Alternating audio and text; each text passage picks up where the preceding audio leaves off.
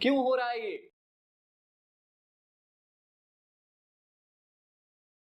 Hey everyone, this is Prem Pandey. Welcome back to your favorite YouTube channel, Educational Hikes. तो यार हम क्या पढ़ रहे हैं? हम पढ़ रहे हैं क्लास 8 NCERT साइंस का चैप्टर नंबर 13 साउंड, आवाज। इस पर्टिकुलर चैप्टर में मैंने ऑलरेडी 2 पार्ट्स अपलोड कर दिए हैं।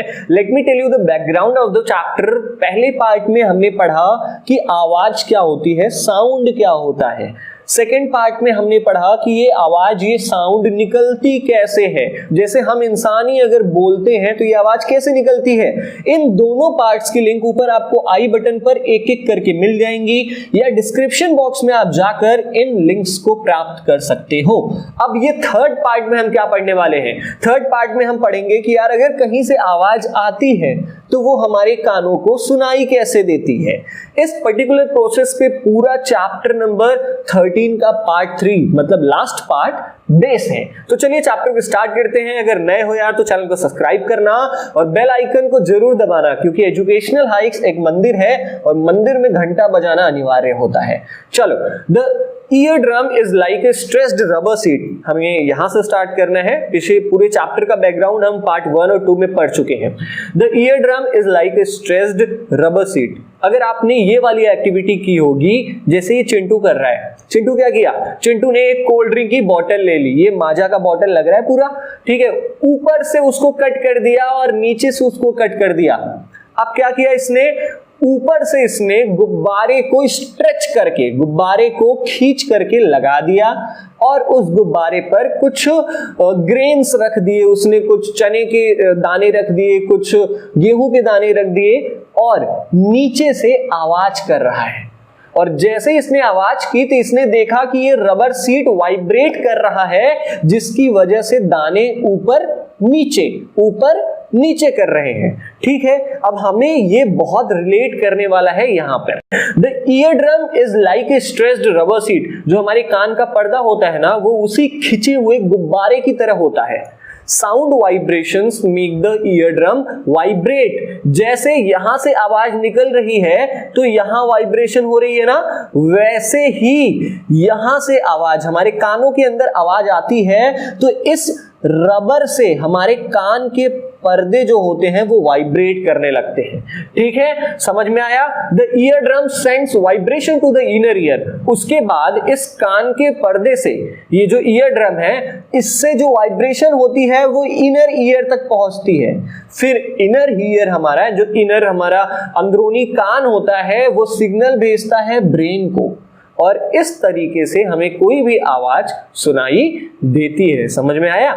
From there the signal goes to the brain, that is how we hear. Now आगे, अब यहां पर पहली क्या पूछ रही है? पहली कह रही है कि we must never put a sharp pointed or hard thing into our ear. हमें कोई भी नुकीली चीज अपने कान के अंदर नहीं डालनी चाहिए। ये तो हम बचपन से पढ़ते आ रहे हैं ना, पापा मम्मी हमें डांटते हैं जब हम पेंसिल अपने कान के अंदर पॉइंट कर लेते हैं तो ऐसा हमें नहीं करना चाहिए। हमें क्यों नहीं करना चाहिए?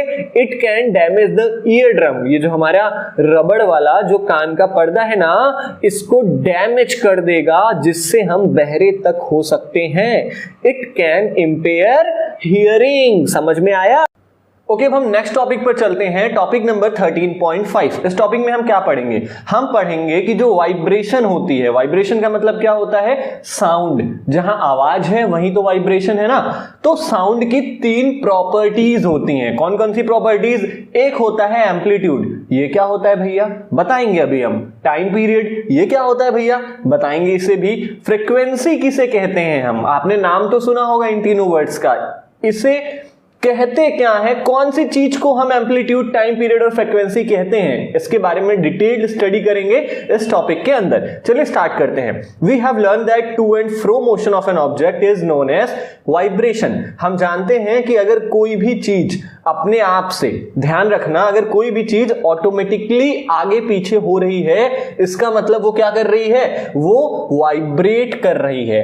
This motion is also called oscillatory motion. चलो मैं आपको एक साउंड वेव से समझाता हूं। जो साउंड की वेव्स होती है ना, वो कुछ इस तरीके से जाती है। आप देख रहे हो एक लाइन खींची हुई है जिसको हम बोलते हैं नॉर्मल पॉइंट। ठीक है, ये एक बार 2 ये जो साउंड की वेव्स है, एक बार टू का मतलब आगे जा रही है, फिर एक बार पीछे, फ्रो, तो to and fro motion of an object is known as vibration. अगर कोई भी ऑब्जेक्ट आगे जा रही है फिर पीछे जा रही है तो इस मोशन को हम वाइब्रेशन कहते हैं। समझ में आया? अब देखो यहां पर एक और टर्म निकल कर आया है जिसको कहते हैं ऑसिलेटरी मोशन। ऑसिलेटरी मोशन क्या होता है? जो साउंड वेव्स होती है वो आगे और पीछे मतलब टू एंड फ्रो चलती है। जैसे देखो लड़कियां क्या करती हैं, वो कैट वॉक करती है ना, टिक टॉक, तो उस मोशन को हम क्या कहते हैं? उस मोशन को हम कहते हैं कि ये लड़की कैट वॉक कर रही है। सेम इसी तरह से जो साउंड वेव्स होती हैं वो आगे जा रही है फिर पीछे आ रही है, पहले आगे जा रही है फिर पीछे आ रही है, तो इस मोशन को, इस साउंड वेव्स की इस चाल को हम ऑसिलेटरी मोशन कहते हैं। समझ में आया? चलो आगे चलते हैं। You have already learnt in earlier classes about the oscillatory motion and its time period. तुमने अपनी पिछले क्लासेस क्लास 7th में पढ़ा है कि ऑसिलेटरी मोशन क्या होता है। अगर आपने नहीं पढ़ा तो 10 सेकंड पीछे करके यही वीडियो देख लो, आपको पता चल जाएगा। ठीक है? And it's time period. Oscillatory motion क्या होता है, टाइम पीरियड क्या होता है, ये हमने क्लास 7th में पढ़ा था। टाइम पीरियड आपको मैं बता दूं कि एक ऑसिलेशन मतलब एक बार आगे जाने में और एक बार पीछे जाने में, यहां से लेके यहां तक की डिस्टेंस कवर करने में जितना समय लगता है इसी को हम टाइम पीरियड कहते हैं। आई थिंक आपको समझ में आ गया होगा। आगे चलते हैं। नेक्स्ट डिफिनीशन हमारी आती है फ्रीक्वेंसी। बहुत ही इंपॉर्टेंट डिफिनीशन है, आपसे एग्जाम में पूछ सकता है कि व्हाट इज फ्रीक्वेंसी। आप क्या कहोगे? आप कहोगे कि number of oscillation per second, एक सेकेंड में कितनी बार कोई भी ऑब्जेक्ट ऑसिलेट कर रहा है। ऑसिलेट कर रहा है मतलब, अब देखो मैं आपको समझा दूं, अगर कोई भी साउंड वेव है, जैसे ये आपको दिख रहा है, ये साउंड वेव है, ये एक बार आगे और एक बार पीछे एक सेकेंड में जाती है तो हम कहेंगे कि इसकी फ्रीक्वेंसी कितनी है? एक है फ्रीक्वेंसी। और अगर यही एक सेकेंड में 2 बार आगे पीछे जाती है तो हम क्या कहेंगे? इसकी फ्रीक्वेंसी कितनी है? इसकी फ्रीक्वेंसी 2 है। अगर यहीं पर ये 4 बार आगे पीछे जाती है एक सेकेंड में, हम उसे कहेंगे कि इसकी फ्रीक्वेंसी कितनी है? 4 है। समझ में आ रहा है अब आपको कि फ्रीक्वेंसी किसे कहते हैं? Number of oscillation per second is known as frequency of oscillation. ठीक है? फ्रीक्वेंसी को हम हर्ट्ज में मेजर करते हैं, जैसे कि हम डिस्टेंस को किलोमीटर में मेजर करते हैं वैसे ही हम फ्रीक्वेंसी को हर्ट्ज में मेजर करते हैं। अब किलोमीटर हम लंबा सा तो लिखते नहीं है, वैसे ही हम हर्ट्ज को भी बहुत लंबा सा तो लिखेंगे नहीं, तो एक सिंबल है HZ। अगर आप हर्ट्ज नहीं लिखना चाहते हैं तो आप केवल H और Z लिख सकते हैं। ठीक है? A frequency of 1 hertz is 1 oscillation per second. अब यहां पर थोड़ा सा मैथ इसने लगा दिया है। इसने क्या कहा है? इसने कहा है कि अगर कोई भी ऑब्जेक्ट एक सेकेंड में एक बार ऑसिलेट करती है, ऑसिलेट का मतलब एक बार आगे और एक बार पीछे जाती है, तो हम कहेंगे कि कितने हर्ट्ज की फ्रीक्वेंसी प्रोड्यूस हो रही है? 1 हर्ट्ज की फ्रीक्वेंसी प्रोड्यूस हो रही है। अगर यही एक सेकेंड में 10 बार आगे पीछे कर रहा है तो कितने हर्ट्ज की फ्रीक्वेंसी प्रोड्यूस हो रही है? 10 हर्ट्ज की फ्रीक्वेंसी प्रोड्यूस हो रही है। सेम इसी तरीके से आपसे क्वेश्चन इसने पूछा है। इसने पूछा क्या है? इसने कहा है अगर कोई ऑब्जेक्ट 20 टाइम्स ऑसिलेट करता है, मतलब 20 बार आगे पीछे करता है एक सेकेंड में, तो उसकी फ्रीक्वेंसी कितनी हो जाएगी? 20 हर्ट्ज होगी इसकी फ्रीक्वेंसी। बहुत ही सिंपल सा था। आई थिंक आपको इसमें कोई डाउट नहीं होगा। आगे चलते हैं। You can recognise many familiar sounds without seeing the objects producing them. How is it possible? अब आपको क्या करते हो ना यार, आप जो अलग अलग आवाज आ रही होती है आपके सराउंडिंग में, जैसे कोई गाड़ी की हॉर्न की आवाज होती है, आप पहचान जाते हो कि हाँ ये तो गाड़ी की हॉर्न की आवाज है। किसी ने दरवाजा खोला तो आप पहचान जाते हो हाँ यार ये तो दरवाजे की आवाज है। तो आप इस हॉर्न की आवाज को, इस दरवाजे की आवाज को, या कोई भी आवाज हो इस अपने सराउंडिंग में, अपने अगल बगल, आप उसको पहचानते कैसे हो कि हाँ ये आवाज गाड़ी से आ रही है, हाँ ये आवाज टीवी की है, हाँ ये आवाज फ्रिज की है, हाँ ये आवाज कोई बोल रहा है? आप कैसे पहचानते हो? कैसे पहचानते हो? How is it possible? This sound must be different to enable you to recognise them. इन आवाज में कुछ ना कुछ तो अंतर होता ही होगा ना, तभी तो तुम पहचान पाते हो। Have you ever thought what factors make them different? क्या तुमने कभी सोचा है कि किन कारणों की वजह से, किन वजह से, कौन सा रीजन ऐसा है जिसकी वजह से हम आवाज को डिफरेंशिएट कर पाते हैं, हम दो अलग अलग आवाजों को पहचान लेते हैं? ऐसा हम कैसे कर पाते हैं और क्यों कर पाते हैं? तो मैं आपको बता दूं यार कि आवाज की दो बहुत ही इंपॉर्टेंट प्रॉपर्टीज होती हैं। कौन कौन सी? एम्पलीट्यूड और फ्रीक्वेंसी। अब एम्पलीट्यूड और फ्रीक्वेंसी के बेस पर हम किसी भी आवाज को अलग अलग पहचान सकते हैं। अब यहां पर आपसे वही क्वेश्चन पूछा है कि can we differentiate sounds on the basis of their amplitude and frequency?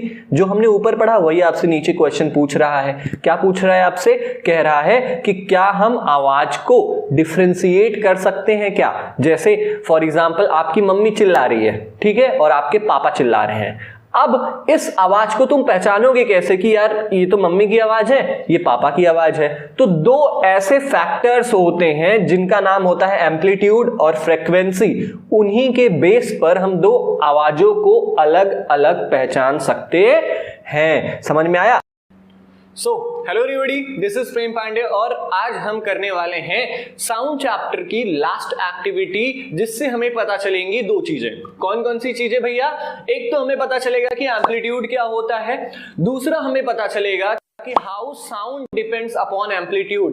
That means कि अगर हमारी आवाज ऊंची है एम्पलीट्यूड भी हाई है, अगर हमारी आवाज लो है तो एम्पलीट्यूड भी क्या है? लो है। हम यही चीज को विद एक्टिविटी चेक करने वाले हैं। अभी तक हम एक्टिविटी सिर्फ पढ़ते थे, अब हम एक्टिविटी को प्रैक्टिकली करने वाले हैं। बहुत मजा आने वाला है इस एक्टिविटी को करने में। फिर से ध्यान से सुन लो। इस एक्टिविटी में हमें दो चीजें पता करनी है। पहली चीज पता करनी है कि भैया एम्पलीट्यूड क्या होता है, व्हाट इज एम्पलीट्यूड। दूसरा हमें पता चलता है कि कैसे एम्पलीट्यूड पर आवाज की लाउडनेस डिपेंड करती है। हमारी आवाज लाउड है तो एम्पलीट्यूड भी हाई है। इसी चीज को हम इस एक्टिविटी में चेक करेंगे। आपको कौन कौन सी चीज चाहिए इसके लिए? एक चाहिए आपको टम्बलर, ग्लास चाहिए, स्पून चाहिए, ठीक है, और उसके बाद आपको चाहिए ये थर्माकोल का बॉल।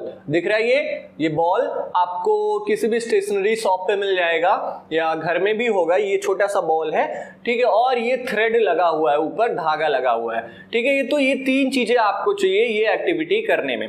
सबसे पहले हम चेक करेंगे कि एम्पलीट्यूड क्या होता है। तो चलो इसके लिए हम क्या करेंगे? ग्लास लेंगे, स्पून को लेंगे, इसके किनारे ये जो ब्रिम दिख रहा है ना, ब्रिम का मतलब होता है किनारा। ये जो किनारा है ना, इसको हम एक बार धीरे से प्रेस करेंगे, फिर एक बार तेज से स्ट्राइक करेंगे। कैसे? एक बार हमने धीरे से किया, तेज से किया। जब धीरे से किया तो आवाज कम आई, तेज से किया तो आवाज ज्यादा आई। फिर से सुनो, क्यों हो रहा है ये? क्योंकि हम जब तेज से स्ट्राइक कर रहे हैं इसका एम्पलीट्यूड ज्यादा है, अगर हम धीरे से स्ट्राइक कर रहे हैं इसका एम्पलीट्यूड क्या है? कम है। यही चीज चेक करेंगे इस एक्टिविटी में। चलो इसके लिए क्या करना है आपको? इसके लिए आपको लेना है ये बॉल और लेना है ग्लास, और दोनों को एकदम क्लोज कांटेक्ट में रख देना है, ठीक है, सेम ऐसे। उसके बाद क्या करना है आपको? ये जो फिंगर दिख रही है आपकी, ये वाली फिंगर, एक बार ग्लास को एकदम जेंटली पुश करो, मतलब हल्का सा स्ट्राइक करो, ठीक है। देखो जब हम इसको एकदम सॉफ्टली स्ट्राइक कर रहे हैं, फिर भी बॉल जो हमारी है कुछ दूर तक जा रही है कि नहीं? ये देखो, ये देखो, ये देखो, ये देखो, जा रही है। तो ये जितनी डिस्टेंस बॉल कवर कर रही है यही हमारा क्या होता है? एम्पलीट्यूड होता है। फिर से देखो, अगर इस ग्लास को हम यहां से स्ट्राइक करें, बॉल कुछ दूर गया ना, तो वही होता है एम्पलीट्यूड। अगर हम एकदम सॉफ्टली स्ट्राइक करेंगे तो बॉल थोड़ा कम दूर जाएगा, मतलब एम्पलीट्यूड छोटा है। और अगर यहीं पर हम इसको तेज से स्ट्राइक करें, बॉल देखो दूर तक जा रही है, ये देखो, ये देखो, ये देखो, बॉल दूर जा रही है ना, इसका मतलब क्या है? हमने तेज से स्ट्राइक किया तो एम्पलीट्यूड ज्यादा है। सिंपल सी बात है यार, अगर धीरे से स्ट्राइक करेंगे आवाज कम आएगी और एम्पलीट्यूड भी कम होगा, और वहीं पर अगर हम इसको तेज से स्ट्राइक करें एम्पलीट्यूड ज्यादा होगा और आवाज भी लाउड होगी। समझ गए कि कैसे जो हमारी आवाज का लाउडनेस है वो एम्पलीट्यूड पर कैसे डिपेंड करता है। ओके, नाउ हम आगे बढ़ते हैं। ओके, तो इस प्यारी सी एक्टिविटी के बाद हम आगे बढ़ते हैं। चलो आगे क्या है देखते हैं। Loudness of sound is proportional to the square of the amplitude of the vibration producing the sound. आपको यहां पर थोड़ा सा टेक्निकल लैंग्वेज का इसने यूज किया है। इसका मतलब क्या है, चलो एक एग्जांपल से जानते हैं। फॉर एग्जांपल, एक एग्जांपल से इसे जानने की कोशिश करते हैं। अब यहां पर आपसे क्या कह रहा है कि if the amplitude become twice, अगर हम किसी भी वाइब्रेशन के एम्पलीट्यूड को 2 गुना कर दे। जैसे देखो, मैं यहां पर आपको पिक्चर से समझाने की कोशिश करता हूं। अब यहां पर मैं आपको 2 लाइन खींच रहा हूं, ठीक है। जैसे एक लाइन ये हो गई, एक लाइन ये हो गई। हमारी साउंड वेव्स ऐसी ही तो जाती है ना। चलो, तो हमने कर दिया ऐसे, इसमें हमने थोड़ा सा ऊंचा साउंड रखा है इसलिए बड़ा कर दिया, ठीक है। ये कह रहा है कि अगर एम्पलीट्यूड 2 गुना हो जाए, जैसे इसमें जो एम्पलीट्यूड है नॉर्मल पॉइंट से लेके इसके बीच के डिस्टेंस को ही तो हम एम्पलीट्यूड कहते हैं ना। तो यहां पर क्या है, यहां पर एम्पलीट्यूड छोटा है, यहां पर क्या है, एम्पलीट्यूड मैंने 2 गुना कर दिया है। तो कह रहा है कि अगर हमने अपना एम्पलीट्यूड ट्वाइस कर दिया, 2 गुना कर दिया, तो जो लाउडनेस होती है ना साउंड की, वो इंक्रीज हो जाती है। कितने गुना? 4 गुना। कैसे भैया, ये कैसे हो गया? यहां देखो, यहां पर देखो, एम्पलीट्यूड छोटा था, आवाज कम आ रही थी। यहां एम्पलीट्यूड ज्यादा है, आवाज 2 भी जाएगी, मतलब आगे भी जाएगी और उतना ही पीछे भी तो जाएगी ना भाई। 2 आगे और इतना ही पीछे, तभी तो एक साउंड वेव कंप्लीट होगा ना। तो 2 आगे का 2 पीछे का मिला के 4 गुना आवाज तेज हो जाती है। यही यहां पर समझाने की कोशिश कर रहा है कि अगर एम्पलीट्यूड छोटा है तो आवाज जो होगी हमारी वो फीबल होगी। फीबल का मतलब धीमे होगी, और अगर वहीं पर एम्पलीट्यूड बड़ा है तो आवाज हमारी कैसी होगी? लाउड होगी, एकदम कड़ी होगी। समझ गए ना। चलो आगे यहां पर कहा गया है कि जो लाउडनेस होती है उसको हम डेसिबल डी और बी में मेजर करते हैं। जैसे हमने पहले ही बताया था आपको, हम किलोमीटर को केएम लिखते हैं ना, वैसे ही डेसिबल को डी बी लिखा जाता है। और डेसिबल किसकी यूनिट है? मैंने अभी बताया आपको, लाउडनेस ऑफ साउंड। बेटा थोड़ा सा हार्ड लग रहा होगा आपको, लेकिन ये चीजें हैं जो आपको फैक्ट हैं, ये आपको याद करना ही पड़ेगा। आगे देखते हैं। The following table gives some idea of the loudness of sound coming from the various sources। इस टेबल में ना अलग अलग सोर्सेस से आने वाली जो आवाज है वो कितने डेसिबल की है वो यहां पर बताया गया है। जैसे देखो, सबसे पहला इसने रखा है कि जब हम सांस लेते हैं तो कितने डेसिबल की आवाज निकलती है? 10 डेसिबल की आवाज निकलती है। अगर हम धीरे धीरे फुसफुसाते हैं 5 मीटर की दूरी पर, जैसे एक बंदा यहां पर खड़ा है और एक बंदा 5 मीटर दूर खड़ा है, ये दोनों फुसफुसा के आपस में बातें कर रहे हैं, तो कितने डेसिबल की आवाज निकलेगी? 30 डेसिबल की आवाज निकलेगी। नॉर्मल कन्वर्सेशन, एक इंसान दूसरे इंसान से बात कर रहा है एकदम नॉर्मली, चिल्लाकर नहीं भाई, एकदम नॉर्मली, तो कितने डेसिबल की आवाज निकल रही है? 60 डेसिबल की आवाज निकल रही है। समझ में आ रहा है कि नहीं? आगे देखते हैं। बिजी ट्रैफिक, आप ट्रैफिक में कभी फंसे हो? एकदम गाड़ी की आवाज आती रहती है, व्हीकल्स की आवाज आती रहती है, मोटर की आवाज आती रहती है, ट्रैफिक पुलिस अपनी सीटी बजाता है, तो बहुत सारी आवाजें आती हैं। तो उस समय आवाज की जो लाउडनेस होती है वो 70 डेसिबल होती है। समझ गए? चलो, आप अगर आपसे कोई पूछे कि ट्रैफिक में कितनी आवाज आती है, तो आप बोल सकते हो ना कि भैया 70 डेसिबल आवाज आती है। एवरेज फैक्ट्री, अगर कोई फैक्ट्री चल रही है आपके घर के अगल बगल, जैसे मेरे घर के अगल बगल ना एक पार्ले जी बिस्किट की फैक्ट्री है, तो वो फैक्ट्री कितनी आवाज निकालती है? वो 80 डेसिबल की आवाज निकालती है। कितनी? 80 डेसिबल की आवाज निकालती है। अब आप पूछोगे कि भैया 80 डेसिबल से ऊंची आवाज का क्या होता है? तो above 80 decibel the noise becomes physically painful. 80 decibel से अगर ज्यादा कोई आवाज लाउड लाउड है तो वो हमारे कानों को दर्द देती है। जैसे पटाखे की आवाज हो गई, अगर आप पटाखे की आवाज सुनते हो तो क्या करते हो, अपना कान बंद कर लेते हो ना, क्यों? क्योंकि वो अपने कानों को क्या करती है, दर्द देती है। दर्द देती है मतलब बहुत अजीब सा लगता है ना। चलो आगे बढ़ते हैं। यहां पर एक बहुत सीधी सादी सी बात कही गई है, कहा गया है कि the loudness of a sound depend on it's amplitude. जो मैंने अभी आपको बताया कि ये जो एम्पलीट्यूड है, distance between normal and peak point, ये जो एम्पलीट्यूड है ना, इसी एम्पलीट्यूड पर डिपेंड करता है कि आवाज लो है कि आवाज हाई है। When the amplitude of the vibration is large, अगर वाइब्रेशन का जो एम्पलीट्यूड है वो बड़ा रहा, लार्ज रहा, तो जो आवाज होगी वो कैसी होगी, लाउड प्रोड्यूस होगी। मैंने अभी आपको बताया था। और अगर एम्पलीट्यूड हमारा स्मॉल रहा, छोटा रहा, तो जो आवाज कितनी होगी, आवाज कैसी होगी, आवाज भी हमारी फीबल होगी। फीबल का मतलब कमजोर होगी, थोड़ी धीमी आवाज निकलेगी। आई थिंक आपको यहां तक समझ में आ गया होगा। अब आगे चलते हैं। यहां पर क्या कहा गया है, यहां पर कहा गया है कि compare the sound of a baby with that of an adult. आपको क्या करना है, एक देखो यहां पर देखो, एक बच्चा है जिसका नाम है चिंटू और ये है चिंटू के पापा।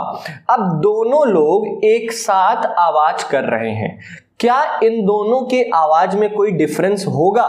बच्चा अलग तरीके से आवाज करेगा और इसके पापा अलग तरीके से आवाज करेंगे। Even if two sounds are equally loud, मान लो कि बच्चा जितनी तेज चिल्ला रहा है उतनी तेज इसके पापा भी चिल्ला रहे हैं, लेकिन फिर भी इनके आवाजों में कहीं ना कुछ तो अंतर होगा ही। Let us see how. चलो देखते हैं कि कैसा अंतर है इनके आवाजों के बीच में। बच्चा है, बच्चे की आवाज सॉफ्ट होगी, पतली होगी, वहीं इसके पापा की आवाज थोड़ी मोटी होगी, थोड़ी मैनली वॉइस होगी। समझ में आ रहा है? चलो अब यहां पर बूझो क्या कह रहा है? बूझो कह रहा है कि मैं सोचता हूं कभी कभी ना यार कि टकला सोचने भी लगा है। बोल रहा है कि when my voice is different from that of my teacher, क्यों मेरी आवाज मेरे अध्यापक, मेरे टीचर से मेरी आवाज क्यों इतनी ज्यादा डिफरेंट है। चलो अब हम बूझो को बताएंगे कि क्यों ये इस बूझो की आवाज इसके टीचर से डिफरेंट क्यों है। यहां पर क्या कहा गया है, यहां पर कहा गया है कि the frequency determines the shrillness और पिच ऑफ अ साउंड। अब पिच क्या होता है भैया, यहां तो आपको समझ में नहीं आ रहा। चलो मैं प्रैक्टिकली समझाता हूं। जैसे अभी आप मेरी जो आवाज सुन रहे हो, इसमें मेरी आवाज का जो पिच है वो हाई है, समझ गए? अब जो आप मेरी आवाज सुन रहे हो, इसमें जो मेरी आवाज का पिच है वो लो है। देख रहे हो, जब पिच आवाज की लो होती है तो आवाज कैसे निकलती है, मर्दों जैसी। और वहीं पर पिच जब लो होती है तो आवाज कैसे निकलती है, औरतों जैसी, बच्चों जैसी। समझ गए ना? तो यही होता है pitch. If the frequency of vibration is higher, we say that the sound is shrill and has a higher pitch. यहां पर क्या कहा गया है, ये देखो, ये है फ्रीक्वेंसी। फ्रीक्वेंसी का मतलब हमने क्या बताया था, एक सेकंड में कितनी बार। यहां देखो, ये जो सीटी की आवाज है वो एक सेकंड में बहुत सारी बार निकल रही है, वहीं ड्रम की आवाज एक सेकंड में थोड़ा कम निकल रही है। वही यहां पर कहा जा रहा है, क्या कहा जा रहा है कि if the frequency of vibration, अगर जो आवाज की फ्रीक्वेंसी है, जैसे इसकी फ्रीक्वेंसी हाई है और इसकी फ्रीक्वेंसी लो है, अगर फ्रीक्वेंसी हाई होगी तो जो साउंड होगा वो थोड़ा श्रिल होगा। श्रिल का मतलब तीखा होगा।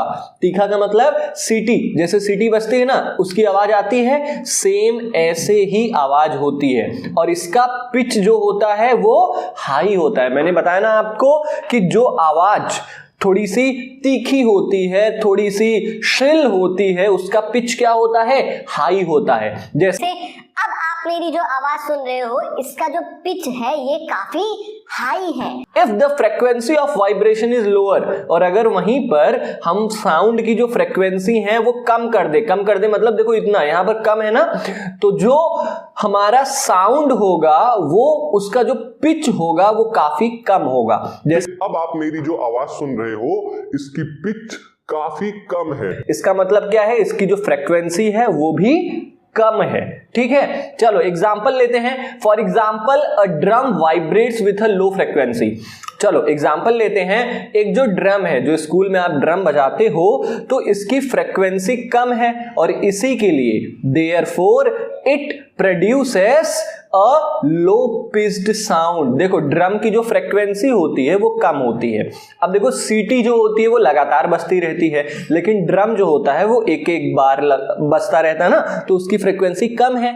इसीलिए कहा गया है कि जो ड्रम है उसकी फ्रीक्वेंसी कम है, इसलिए ये एक लो पिच्ड साउंड प्रोड्यूस करता है, इसका पिच काफी लो होता है। ऑन द अदर हैंड, और उसी अगर हम दूसरी तरफ देखें ना यार, तो जो सीटी होती है, जो विशल होता है, इसकी फ्रीक्वेंसी काफी हाई होती है और इसी के लिए इसकी आवाज, इसके साउंड का जो पिच होता है वो काफी क्या होता है, हाई होता है, हायर पिच होता है। समझ गए? अब यहां पर कुछ बताया गया है कि जो एक बर्ड होती है, जो चिड़िया होती है, makes a high pitched sound whereas a lion makes a low pitched roar. अब ये जो चिड़िया की आवाज है, इसका जो पिच है ना यार, ये काफी हाई है, और यहीं पर जो शेर की दहाड़ है, इसका जो पिच है वो काफी लो है। क्यों? क्योंकि जो शेर दहाड़ता है इसकी फ्रीक्वेंसी कम है, चिड़िया अपना आवाज करती है तो इसकी फ्रीक्वेंसी ज्यादा है। जहां फ्रीक्वेंसी ज्यादा वहां पर पिच ज्यादा, जहां पर फ्रीक्वेंसी लो वहां पर पिच लो। चलो, however the roar of a lion is very loud while the sound of the bird is quite feeble। वो बात अलग है कि जो शेर आवाज निकालता है वो काफी ऊंचा होता है, वो काफी लाउड होता है, वहीं पर जो पक्षी की आवाज होती है वो काफी धीमी होती है, काफी फीबल होता है। ठीक है, आगे चलते हैं।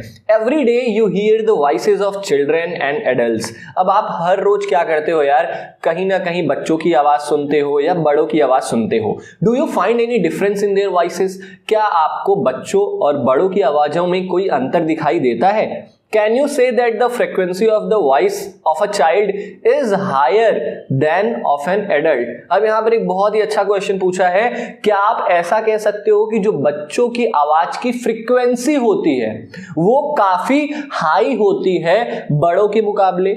हाँ, हम ऐसा कह सकते हैं। क्यों कह सकते हैं? क्योंकि चलो मैं तुम्हें एक बच्चे की आवाज सुनाता हूं। देखो ये बच्चे की आवाज है, देखो इसकी जो फ्रीक्वेंसी है वो काफी ज्यादा है और इसीलिए इसकी जो पिच है इस आवाज की वो भी ज्यादा है। अब देखो बड़े की आवाज सुन लो।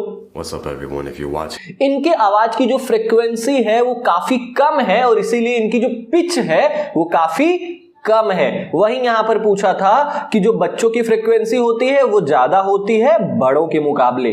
ठीक है, usually the voice of a woman has a higher frequency and is shriller than that of a man. यहां पर कहा गया है कि जो औरतों की आवाज होती है ना वो काफी श्रिल होती है, काफी तीखी होती है। तीखी होती है मतलब इसका जो पिच होता है वो काफी हाई होता है, और वहीं पर जो आदमी लोगों की आवाज होती है ये क्या होती है, इनकी फ्रीक्वेंसी थोड़ी कम होती है और इसलिए इनकी आवाज की जो पिच होती है वो काफी कम होती है। ठीक है, आई थिंक आपको यहां तक समझ में आ गया होगा। ओके, अब हम चलते हैं अपने नेक्स्ट पॉइंट पे, टॉपिक नंबर 13.6। इस टॉपिक में हम क्या पढ़ेंगे? इस टॉपिक में हम पढ़ेंगे कि ऑडिबल साउंड क्या होती है और इनऑडिबल साउंड क्या होती है। ऑडिबल का मतलब ऐसी आवाज जिन्हें हम सुन सकें, इनऑडिबल का मतलब ऐसी आवाज जिन्हें हम ना सुन सकें। तो ये दोनों आवाजें कौन सी होती है, हम कौन सी आवाज को सुन सकते हैं और कौन सी आवाज को नहीं सुन सकते हैं, इन्हीं चीजों को हम इस टॉपिक में पढ़ेंगे। चलो स्टार्ट करते हैं। We know that we need a vibrating body for the production of sound. हम जानते हैं कि अगर हमें आवाज प्रोड्यूस करानी है, किसी चीज से आवाज निकलवानी है, तो उस चीज को वाइब्रेट करना पड़ेगा। Can we hear the sound of all vibrating bodies? अब हम जानते हैं कि जहां वाइब्रेशन है वहीं पर आवाज है, लेकिन क्या हर वाइब्रेटिंग बॉडी, ध्यान रखना, क्या सभी वाइब्रेटिंग बॉडीज की आवाज आप सुन सकते हो? कुछ ऐसी भी तो चीजें होंगी ना यार कि जो वाइब्रेट कर रही होंगी लेकिन आपके कानों को सुनाई नहीं देती होंगी। हम इन्हीं चीजों के बारे में आगे पढ़ेंगे। चलो, the fact is that sounds of frequencies less than about 20 vibrations per second, 20 hertz, जिसका मतलब होता है can not be detected by human ear. Yes, आपसे क्या कह रहा है? आपसे कह रहा है कि ऐसी आवाजें जिनकी फ्रीक्वेंसी 20 हर्ट्ज किसे कहते हैं? 20 बार ऑसिलेशन करना एक सेकेंड में, ठीक है, 20 वाइब्रेशन पर सेकेंड। तो यहां पर क्या कहा गया है कि ऐसी आवाजें जो 20 हर्ट्ज से नीचे होती हैं, ऐसी आवाजें हमारे इंसान के कानों को सुनाई नहीं देती हैं। Such sounds are called inaudible। ऐसी आवाजों को हम क्या कहते हैं कि ये आवाज, ये जो साउंड है ये इनऑडिबल साउंड है।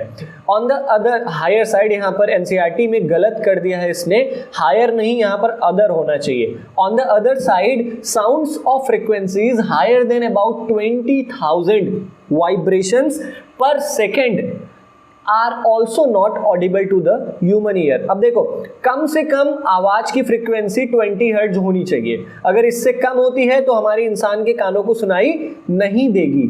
और अगर 20,000 वाइब्रेशंस पर सेकेंड मतलब 20 किलो हर्ट्ज के बराबर अगर आवाज निकल रही, जैसे मीटर का बड़ा भाई किलोमीटर होता है ना, वैसे ही हर्ट्ज का जो बड़ा भाई है वो किलो हर्ट्ज है। तो यहां पर बताया गया है कि आवाज अगर 20 किलो हर्ट्ज से ऊपर की फ्रीक्वेंसी की होती है तो वो भी आवाज हमें नहीं सुनाई देती, क्योंकि वो आवाज काफी तेज होती है, ठीक है। Are also not audible to the human ear. Thus for human ear the range of audible frequency is रफली फ्रॉम 20 to 20,000 हर्ट्ज। तो इसलिए हम ऐसा कह सकते हैं कि हमारे कानों को कितनी फ्रीक्वेंसी से कितनी फ्रीक्वेंसी तक की आवाजें सुनाई देती हैं? 20 हर्ट्ज से 20,000 हर्ट्ज के बीच में जितनी भी साउंड होती है वो सब हमारे इंसान के कानों को सुनाई देती है, ना उससे कम ना इससे ज्यादा। चलो आगे, ये बॉक्स हमें फिर से कुछ ना कुछ इंफॉर्मेशन देने आ गया है। इस बॉक्स में हम इंफॉर्मेशन पढ़ते हैं।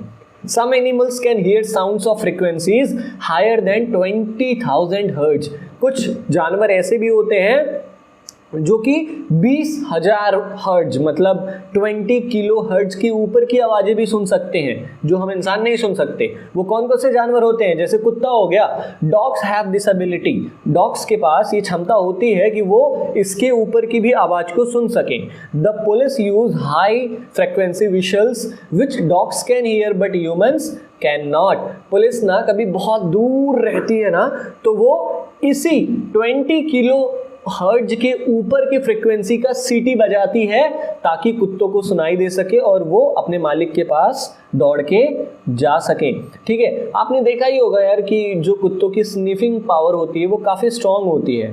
जानवरों को अर्थक्वेक आने से पहले ही पता चल जाता है कि कुछ ना कुछ तो गलत हो रहा है धरती के नीचे।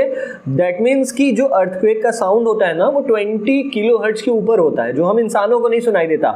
इसीलिए तो कभी भी अचानक भूकंप आ जाता है, लेकिन जानवरों को पता चल जाता है कुछ देर पहले ही, ठीक है, क्योंकि वो क्या कर लेते हैं, वो हियर कर लेते हैं, साउंड को सुन लेते हैं। चलो अब यहाँ पर क्या कहा गया है? यहाँ पर कहा गया है, नेक्स्ट पॉइंट है हमारा, नेक्स्ट टॉपिक आ गया है हमारा 13.7 नॉइज एंड म्यूजिक। ये शोरगुल क्या होता है, संगीत क्या होता है, हम इन दोनों चीज़ों के बारे में इस पॉइंट में, इस टॉपिक में पढ़ेंगे। We hear different types of sound around us. हम अपने अगल बगल बहुत सारी आवाज़ें सुनते हैं। Is the sound always pleasing? क्या हर आवाज़ हमें कानों को सुनने को अच्छा लगता है? मतलब क्या सभी आवाज़ आपको सुनना अच्छा लगता है? Does a sound sometimes cause discomfort to you? क्या कोई आवाज़ आपको पसंद नहीं है, वो आपको सुनना पसंद ना हो सकता है। बहुत सारी आवाज़ हैं, जैसे कहीं बेबी रो रहा है, बहुत चिल्ला चिल्ला के रो रहा है बेचारा, तो वो आवाज़ हमें सुनना पसंद नहीं है। Some sounds are pleasing to the ear. कुछ आवाज़ हमारे कानों को अच्छी लगती हैं और कुछ आवाज़ हमारे कानों को अच्छी नहीं लगती हैं। सपोज, चलो एग्जाम्पल लेते हैं। Construction work is going on in your neighbourhood. आपके पड़ोस में ना किसी का घर बन रहा है, ठीक है। Are the sounds coming from the construction site pleasing? क्या हर वो आवाज़ जो घर बनने में आती है, जैसे कहीं कुछ बीट कर रहा है, फॉर एग्जाम्पल जो मिस्त्री है वो ईंटों को तोड़ रहा है, तो आवाज़ आएगी ना, खट खट खट। क्या आपको सुनना पसंद है आवाज़? नहीं। Do you enjoy the sounds produce by horns of buses and trucks? क्या जो बस के हॉर्न्स आवाज़ करती हैं, पो पो पो पो पो, ये आवाज़ सुनना आपको पसंद है? बिल्कुल पसंद नहीं है। और यही आवाज़, ठीक है, जो हमारे कानों को सुनना पसंद नहीं है। सच अनप्लीजेंट साउंड्स, इन्हीं को हम नॉइस कहते हैं, आर कॉल्ड नॉइज। शोरगुल क्या होता है? जो हमारे कानों को सुनना पसंद ना हो वही तो शोरगुल होता है, ठीक है। तो नॉइस का मतलब क्या होता है? शोर। चलो, in a classroom if all the students speak together, अगर आप भी देखो यार, आप अपने क्लास में देख लो, अगर सारे बच्चे एक साथ बोले ना, what would the sound produce be called. अब जब आपका टीचर आपको शांत रहने के लिए कहता है तो क्या कहता है, डोंट मेक नॉइज। मतलब जब सारे बच्चे एक साथ चिल्लाने लगते हैं तो ये क्या हो जाता है, ये शोरगुल हो जाता है। क्यों? क्योंकि आवाज बहुत ज्यादा निकल रही है। ठीक है, तो नॉइज का मतलब समझ गए, जो हमारे कानों को सुनना पसंद ना हो या जो आवाज जो हमें अच्छी ना लगे वो है नॉइज। ठीक है, चलो। On the other hand, you enjoy sounds from musical instruments. दूसरी तरफ अगर देखा जाए ना तो कुछ आवाजें ऐसी भी हैं जो आपके कानों को अच्छी लगती हैं, जैसे म्यूजिकल इंस्ट्रूमेंट्स की आवाज। म्यूजिकल इंस्ट्रूमेंट्स, बांसुरी, बांसुरी की आवाज अच्छी लगती है, कृष्णा जी बजाते हैं, हाँ अच्छी लगती है। हारमोनिया, आपके घर में बजता होगा हारमोनिया, कैसा लगता है आपको सुनने में? अच्छा लगता है यार, ऑफ कोर्स अच्छा लगता है। तो musical sound is one which is pleasing to the ear. ये जो संगीत की आवाज होती है ना, वो हमारे कानों को बड़ी अच्छी लगती है। Sound produced by a harmonium is a musical sound. जो आवाज हारमोनियम से निकलती है ना, वो एक संगीत की आवाज है, और संगीत की आवाज सुनना हमें बहुत पसंद है। चलो मैं आपको एक संगीत सुना देता हूँ। ना देखा दिन ना रात, सारा दिन चलेगी पबजी। मैं खेलूं क्लासिक या कभी वॉर मोड, गन रोजा मेरे पास जिसका ना कोई तोड़। अब आगे चलते हैं। The string of a sitar also gives out a musical sound. जो सितार की स्ट्रिंग होती है, जो धागे होते हैं ना, सितार, आपने अगर सितार ना देखा हो तो गिटार जान लो, गिटार सपोज कर लो। जो गिटार के धागे होते हैं ना, वो क्या होते हैं, वही म्यूजिकल साउंड प्रोड्यूस करते हैं। But if a musical sound becomes too loud, और अगर यही संगीत की आवाज, गाने की आवाज अगर बहुत ज्यादा तेज हो जाए, वुड इट रिमेन मेलोडियस? क्या अब भी ये आवाज सुरीली लगती है आपको? बिल्कुल नहीं लगती होगी। चलो नाउ अब हम आगे बढ़ेंगे। 13.8 नॉइस पोल्यूशन क्या होता है, शोरगुल क्या होता है, और शोरगुल से हमारा वातावरण, जो हमारा इन्वायरमेंट है, वो पल्यूट होता है, दूषित होता है। इसी को नॉइस पोल्यूशन कहते हैं। चलो इसके बारे में हम पढ़ेंगे। You already know about air pollution. तुम एयर पोल्यूशन के बारे में जानते ही हो यार। अब 10th क्लास में था, चैप्टर नंबर 10 में था। चैप्टर नंबर 10 मैंने पढ़ाया नहीं अभी, चैप्टर नंबर 10 या 11 में है ऐसे ही। ठीक है, तो हम पढ़ेंगे बस, इसके बाद हम चैप्टर नंबर 10 ही स्टार्ट करेंगे। चलो आगे चलते हैं।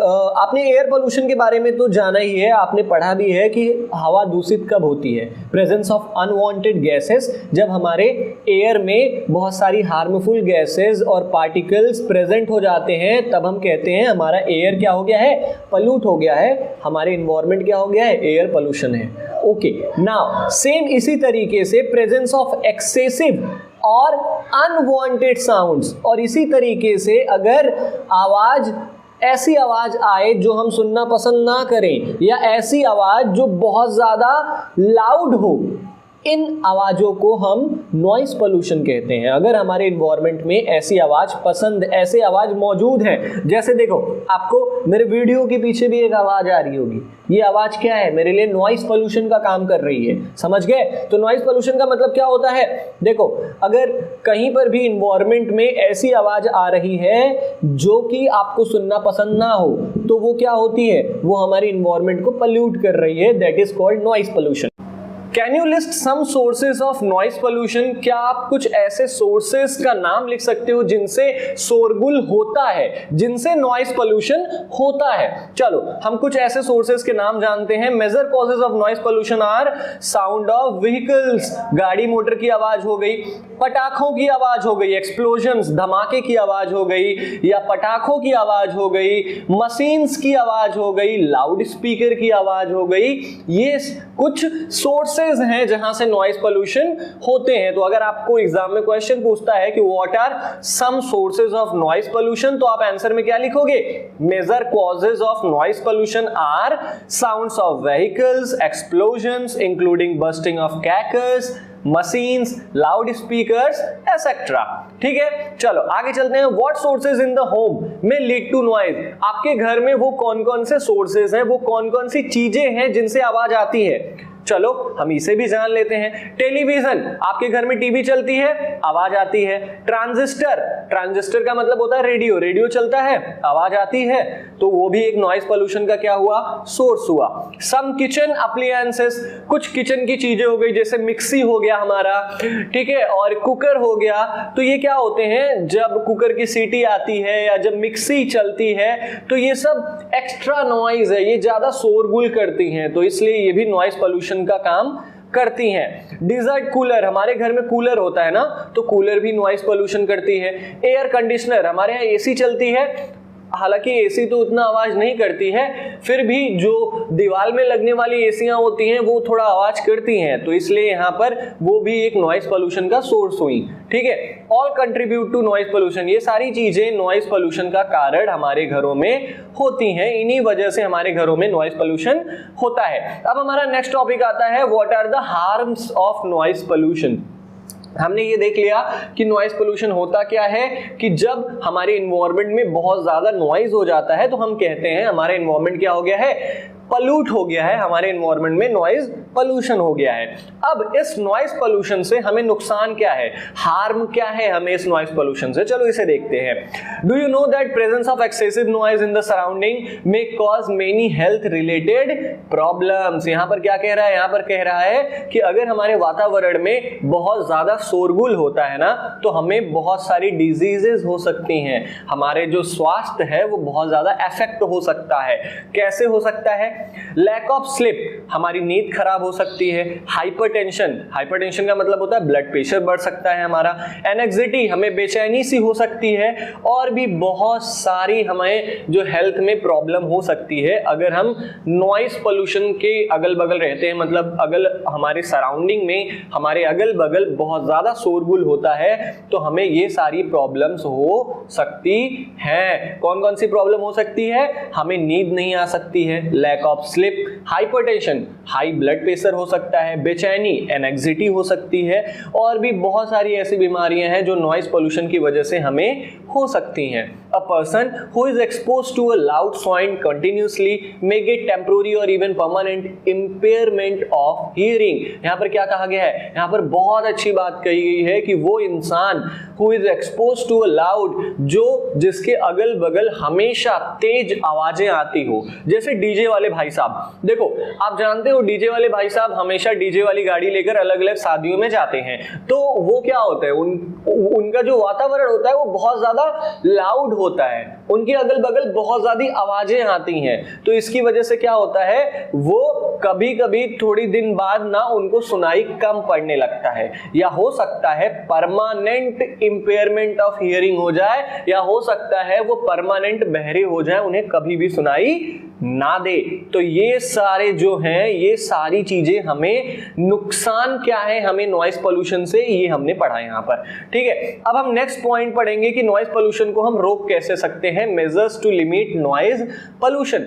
To control noise pollution we must control the sources of noise. यहाँ पर कहा गया है कि अगर हमें नॉइज पोल्यूशन को कम करना है, ठीक है, अगर हमें नॉइज को कम करना है तो जहां से आवाज आती है पहले तो उसे कम करना होगा, हमें सोर्सेज ऑफ नॉइज को कम करना होगा।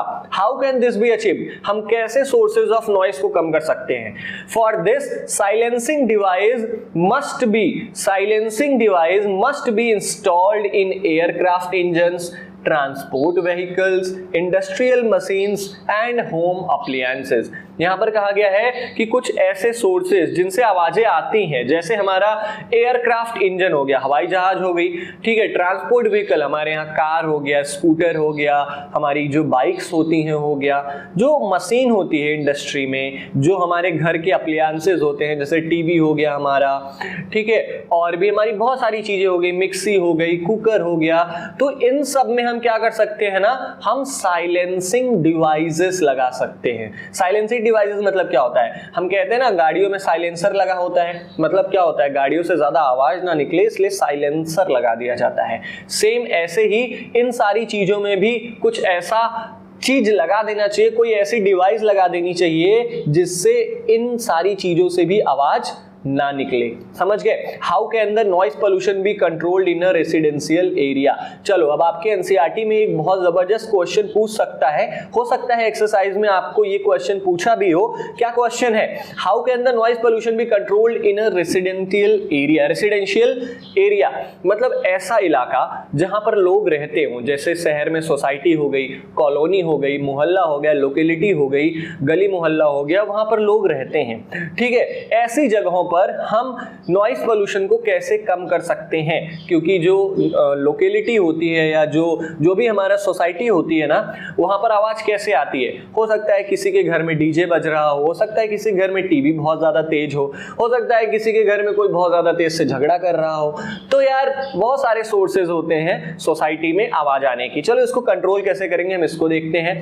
All noisy operation must be conducted away from any residential area. यहां पर कहा गया है कि जहां पर लोग रहते हैं, जो रेसिडेंशियल एरिया होता है, वहां से काफी दूर पर जितनी भी चीजें हैं जिनसे आवाज निकलती है, जिनसे बहुत ज्यादा आवाज निकलती है, वो चीजें रेसिडेंशियल एरिया से दूर की जानी चाहिए। जैसे अगर फैक्ट्रीज हैं सोसाइटी में, अगल बगल कोई फैक्ट्री है लगी हुई है या कोई इंडस्ट्री लगी हुई है, तो वो फैक्ट्री या वो इंडस्ट्री सोसाइटी के बाहर लगा देनी चाहिए। Noise producing industry should be set up away with such areas. यहाँ पर क्या कहा गया है? यहाँ पर कहा गया है कि ऐसी इंडस्ट्रीज, ऐसी मशीन्स जिनसे बहुत ज्यादा और लगातार आवाजें आती हैं, उनको सोसाइटी से दूर कर देना चाहिए ताकि सोसाइटी वालों को प्रॉब्लम ना हो। Use of automobile horn should be minimised. जो हम सोसाइटी में पहुंचते हैं ना, जैसे ही हम अपने घर की तरफ चलते हैं या हम अपने घर पर पहुंच रहे होते हैं ना, हम बहुत तेज तेज से हॉर्न बजाने लगते हैं। तो ऐसा हमें नहीं करना चाहिए। बाकी जो अगल बगल रहने वाले लोग हैं उन्हें प्रॉब्लम होती है। TV and music system should be run at low volumes. जो हम अपने घरों में टीवी बजाएं या लाउड स्पीकर बजाएं तो उसकी आवाज काफी कम हो। Trees must be planted along the roads and around buildings to cut down on the sounds reaching the residents. यहां पर कहा जा रहा है, तो ये रोड है ना, रोड के अगल बगल हमें क्या करना चाहिए? हमें ट्रीज लगाने चाहिए, पेड़ लगाने चाहिए, और अपने घरों के अगल बगल, अपने सोसाइटी के अगल बगल भी पेड़ लगाने चाहिए ताकि जो आवाज है वो काफी हद तक कम हो सके। समझ में आया? आई थिंक आपको ये पूरा चैप्टर अच्छे से समझ में आ गया होगा। ये एक टॉपिक है हियरिंग इम्पेयरमेंट, लोग बहरे कैसे होते हैं। तो यहाँ पर कुछ बताया गया है कि जो मतलब जो टोटल इम्पेयरमेंट ऑफ हियरिंग होती है, मतलब जो कंप्लीट बहरापन होता है ना, वो बहुत ज्यादा दुर्लभ होता है। मतलब वो पैदा होने के बाद नहीं होता, वो बर्थ से ही होता है। अगर हम पैदा हुए हैं तो हो सकता है कि हम बहरे ही पैदा हुए हों। जो पार्शियल इम्पेयरमेंट ऑफ हियरिंग होती है, मतलब कि ऐसा होता है कि कुछ समय बाद या कुछ एज के बाद ना इंसान को कम सुनाई देता है, वो होता है एज की वजह से। तो चलो ये सारी चीजें हैं इसमें, तो इसमें बहुत ज्यादा खास कुछ नहीं है और ना ही आपके एक्सरसाइज में कुछ इससे पूछा गया है, तो आप इसे अपने पढ़ लीजिएगा। नेक्स्ट पार्ट में हम इस चैप्टर की कीवर्ड्स और एक्सरसाइजेस डिस्कस करेंगे। आई होप आपको वीडियो पसंद आया होगा यार, और अगर वीडियो पसंद आया यार तो एक लाइक जरूर करना और वीडियो को शेयर करो ताकि लोगों तक ये वीडियो पहुंच सके। मिलते हैं अपने अगली वीडियो में, तब तक के लिए जय हिंद।